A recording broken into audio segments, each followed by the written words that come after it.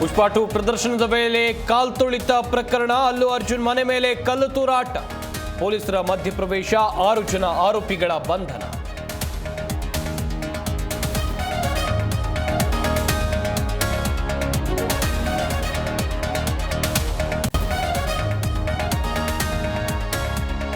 ಸಕ್ಕರೆ ನಾಡಲ್ಲಿ ನಡೆದ ಕಸಪ ಸಮ್ಮೇಳನಕ್ಕೆ ವಿದ್ಯುಕ್ತ ತೆರೆ, ಬಳ್ಳಾರಿಯಲ್ಲಿ 88ನೇ ಸಮ್ಮೇಳನ ನಡೆಸೋಕೆ ನಿರ್ಧಾರ, ಕಸಪ ರಾಜ್ಯಾಧ್ಯಕ್ಷ ಮಹೇಶ್ ಜೋಶಿ ನೇತೃತ್ವದಲ್ಲಿ ನಿರ್ಣಯ.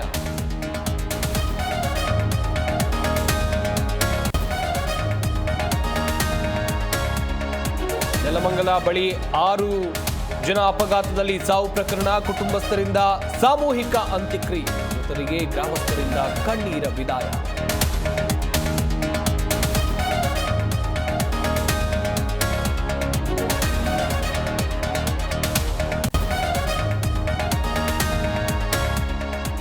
ಕುವೈತ್ಗೆ ಪ್ರಧಾನಿ ಮೋದಿ 2 ದಿನ ಪ್ರವಾಸ, ಕುವೈತ್ ನಾಯಕರ ಜೊತೆ ನಮೋ ದ್ವಿಪಕ್ಷೀಯ ಮಾತುಕತೆ, ಪಿಎಂಗೆ ದಿ ಆರ್ಡರ್ ಆಫ್ ಮುಬಾರಕ್ ಅಲ್ ಕಬೀರ್ ಗೌರವ.